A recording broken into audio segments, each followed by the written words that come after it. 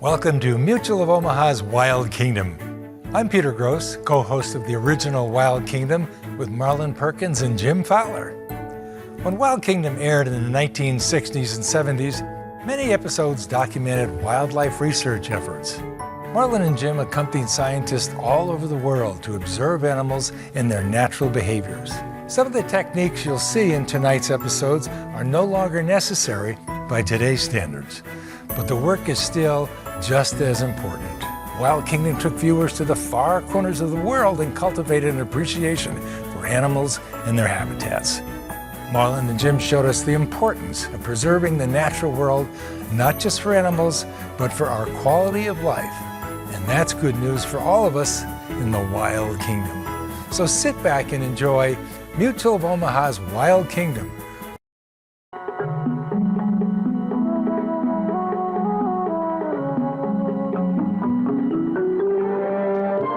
Mutual of Omaha's Wild Kingdom is presented by Mutual of Omaha.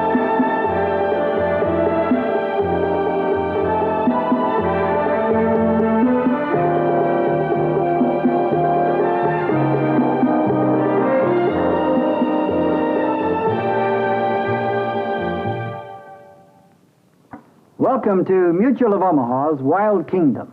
Over the years, Stan Brock and I have helped game rangers capture animals for scientific purposes in just about every way possible, with nets, ropes, tranquilizer guns, even with our bare hands. But one of the most unusual methods of capture was used in the deep snow of the far north in pursuit of this animal, the caribou. It's an animal that's causing zoologists great concern just now because there seems to be an unusually high mortality rate among newborn calves. No one knows for sure, so the scientists of the Canadian Wildlife Service decided to try and find out whether the suspected death rate is actually true. And they invited Stan and me to take part in the project.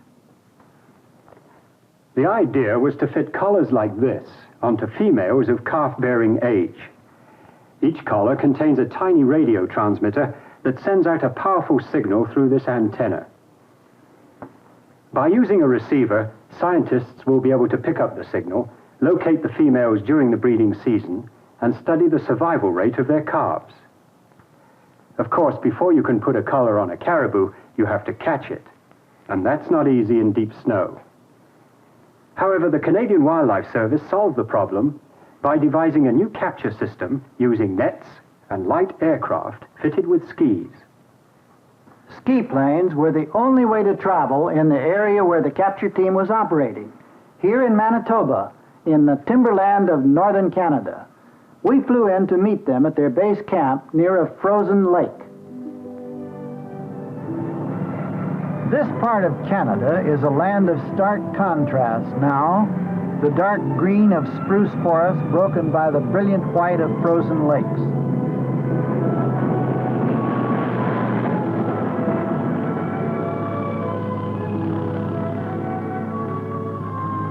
Thousands of lakes dot this wooded country, and they're the bush pilots' only landing strips, using planes fitted with skis in the winter and pontoons in the summer. Landing on this glaring snow can be tricky, but the pilots working with the capture team are tremendously skilled. We're on Eganoff Lake, where the expedition base camp is set up. Out here, pilots must be good mechanics as well as exceptional flyers. Fueling for takeoff are Cyril Williams, an experienced bush pilot, and Len Robinson, who has flown thousands of hours in this country. Both men will be doing a new kind of flying on this job. The spruce trees grow right up to the banks of the lakes, a fact we'll use to advantage when we begin our capture attempt.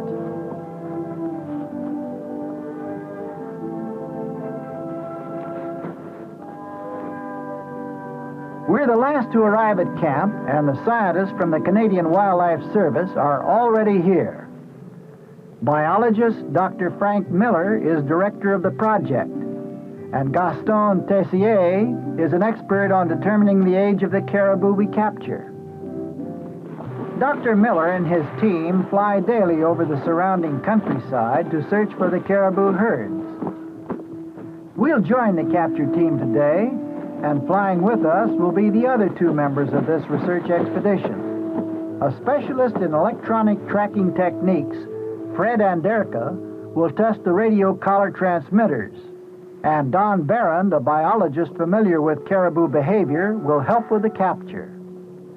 Radio receivers like this will be used later by research scientists to pick up the signal sent out by the transmitters we place on the caribou today.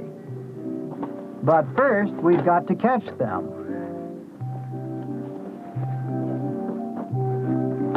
It's time to begin our search. The forests surrounding us are the wintering grounds of the caribou herds, and we'll look for them from the air.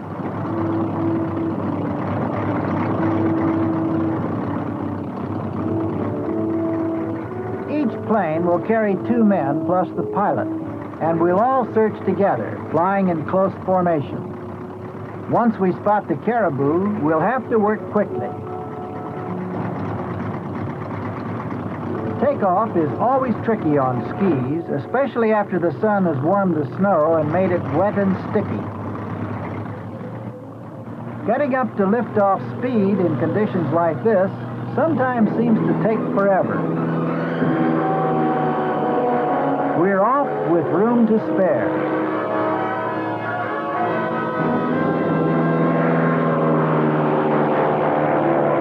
Now to find the caribou. Pilot Walker Pateman's bringing us out over a seemingly endless forest, set in a white sea of frozen lakes.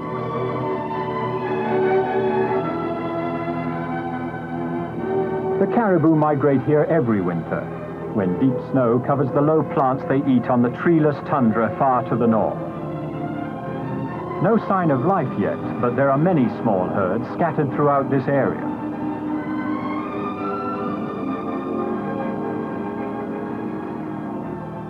During our search, we'll stay together, flying the buddy system. If any aircraft develops mechanical problems, help will always be close by. Tracks in the snow off to our right. It looks like caribou. We'll soon know for sure.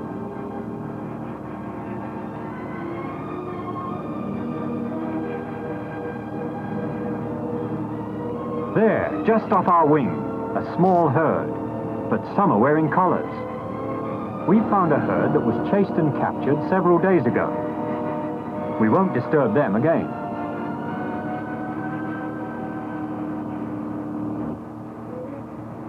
Looks like more animals on a lake ahead. There they are, just beyond the trees. No good. They have collars too. We'll have to continue our search. We continued to search for a herd that had no collared females. With the planes, we could cover a lot of ground, and the white snow made the caribou easy to spot.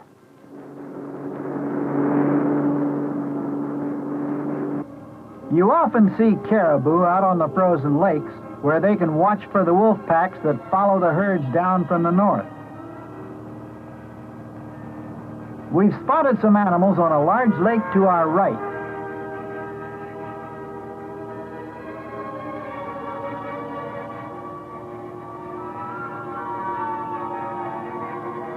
Walker's bringing us around for a closer look.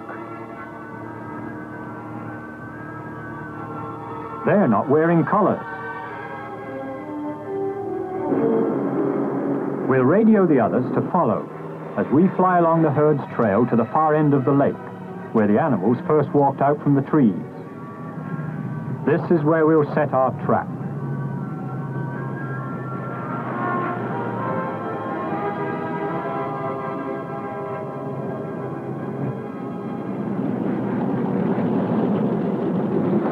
Landings can be rough on these lakes. The snow looks smooth, but the wind blows it into drifts, and when the skis bounce over them, you really feel it.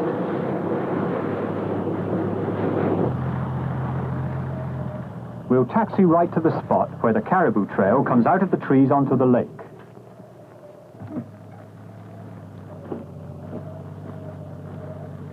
There's no danger of the ice giving way under the weight of these plains. It's a good 2 feet thick, and the snow on top is almost 4 feet deep. You need snowshoes to avoid breaking through the crust.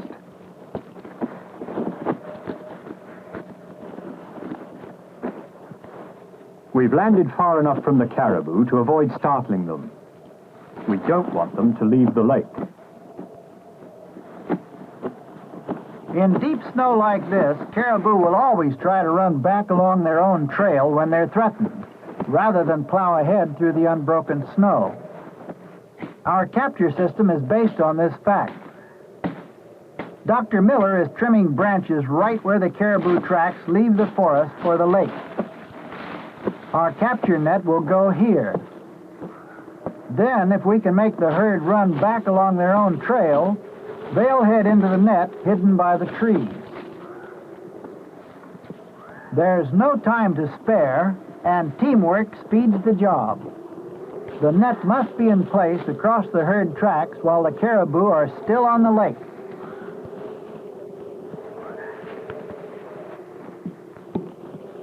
We should catch only females in the net because the males remain apart this time of year. The cows stay in the forest till spring, and this is the perfect place to catch them before they head north to the barren ground above the tree line, where they bear their young. Netting the caribou now and putting transmitters on them will let scientists locate the females later on the open tundra, using the radio signals to guide them. But it all depends on our capture plan working.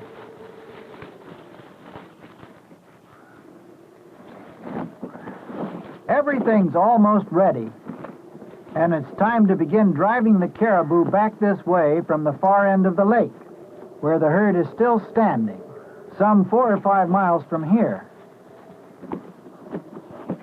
We'll take cover so the approaching animals won't see us before they hit the net.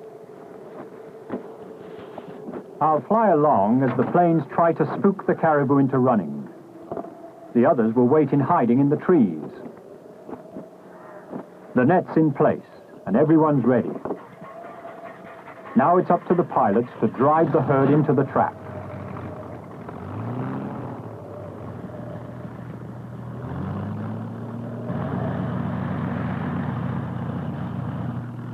We'll take off together and fly in close formation. This is a job that calls for very careful teamwork.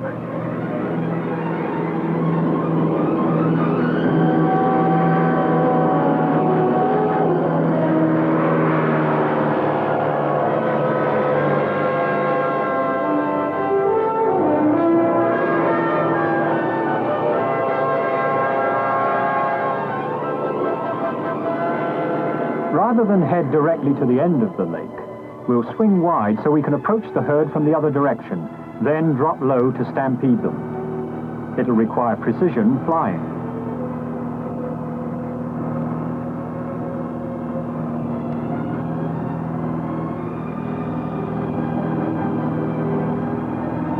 At this altitude, we won't bother the caribou as we swing around behind them.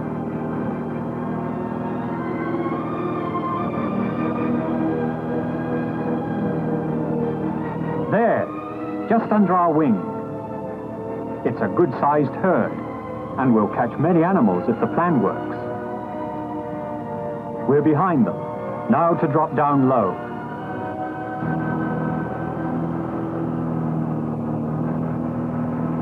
We should break out over the lake at treetop level, directly over the herd.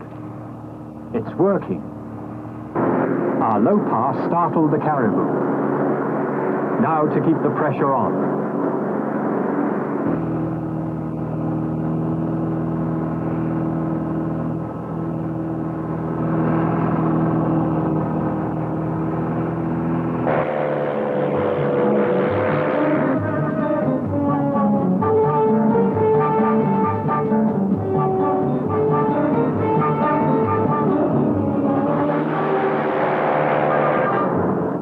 In the air, we can't control the animals closely enough, To be certain they'll keep running in the right direction. To herd them, we'll have to land and stay close behind them.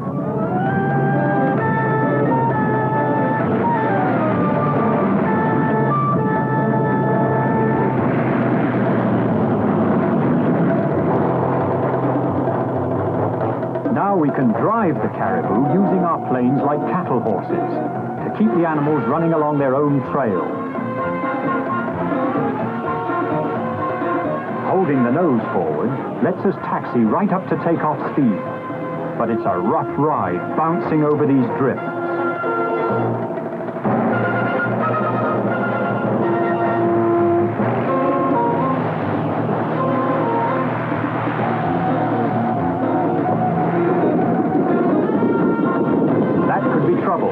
The herd's dividing.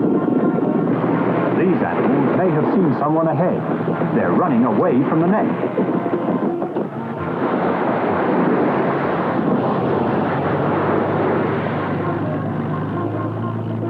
No use, they're getting away.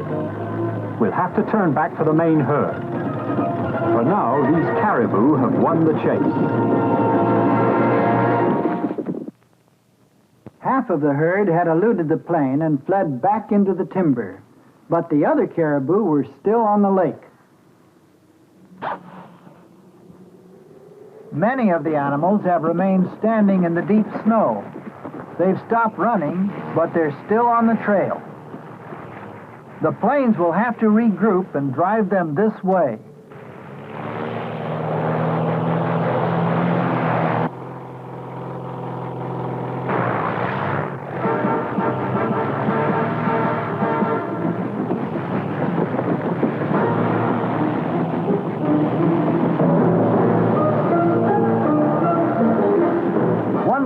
Stays on each side of the herd to keep the caribou turned in toward the trail and running together.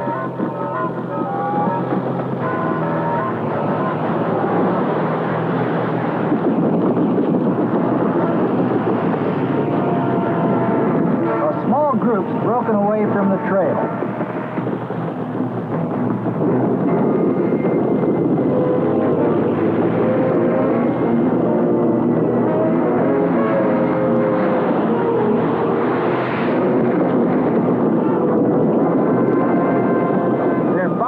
Tracks again and heading straight for the net.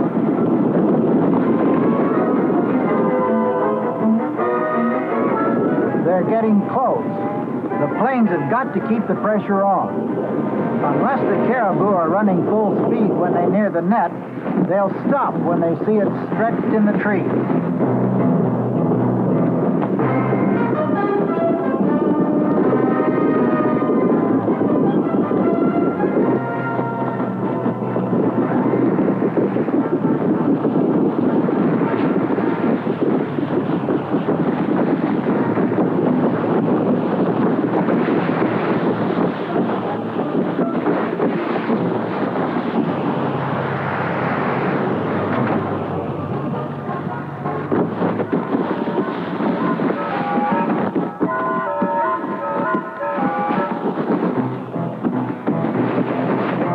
Won't wear a collar. There isn't much time now. The net snares their antlers and feet, but they'll work their way free if we give them the chance.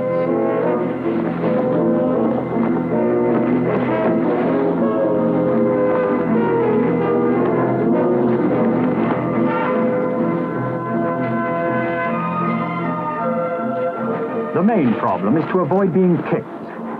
These animals are powerful, and their hooves are extremely sharp. Once the legs are tied, they're completely under control. But sometimes getting them tied can be difficult. This one's so tangled the job's easy. Binding their legs together like this gives them no freedom to kick and struggle and injure someone, or perhaps even themselves. The deep snow protects the animals from cuts and bruises during the capture. It's obvious the caribou have been feeding well. They're healthy and strong, especially the one Marlin has hold of. Just as we expected, we've caught only females. Caribou cows carry antlers, but they don't have the enormous spread of the bulls. Gaston's putting a metal tag into the animal's ear, so he and other scientists can later identify this caribou as the one we caught here today. We'll tag each animal in the same way. Every one will get its own identification number. That gives it a name, making each caribou an individual whose actions can be studied and recorded.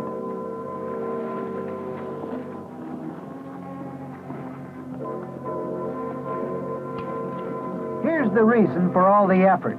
A bright pink collar that contains a tiny but powerful radio transmitter. With the collar transmitter sending out a distinctive signal, scientists with radios can locate this caribou wherever she roams and observe the fate of the calf she will bear this spring on the treeless tundra far to the north. Dr. Miller's team hopes to learn from later observations and study of the caribou they capture this winter what can be done to lower the suspected death rate of the calves. The key to it all is putting these collars on the animals. The trap worked beautifully. It's an effective capture system and one that guarantees maximum safety for the animal. The caribou are tired from their run, but none the worse for wear. That's the last collar. Now to untie the legs. Releasing the caribou calls for extra care because you slowly give up control over the animal.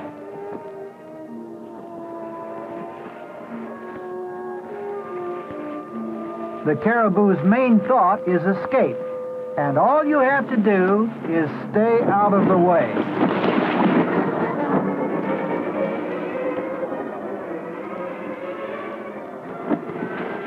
The antlers aren't the threat that the sharp hooves are. You've got to stay beyond the kicking range as you loosen the rope.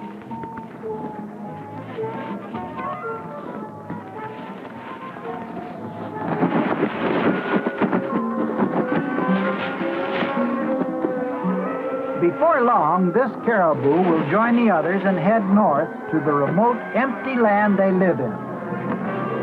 But now, men can follow them there and perhaps learn ways to help safeguard their young, thanks to the animals captured by the Canadian Wildlife Service in the chase of the caribou. Stan and I worked with Dr. Miller's team to capture more caribou and place collars on them. Soon after, the herds began their northward migration back to the barren ground where the females would give birth to their young. Because of the numbered collars and radio transmitters, researchers can now gather information that may solve the mystery of the death rate of young caribou. In the hands of dedicated men, like the scientists of the Canadian Wildlife Service, rests the fate of the world's threatened animals. Because of these men and the programs that support their work, there's hope that we can all continue to enjoy the many wonders of the wild kingdom.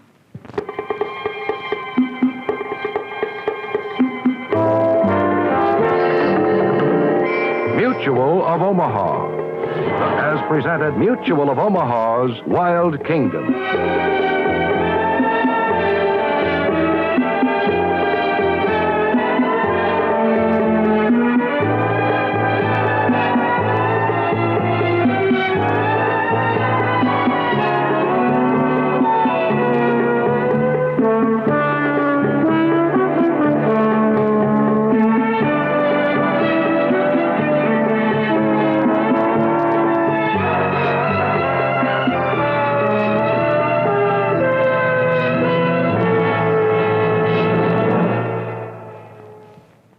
Like what you saw?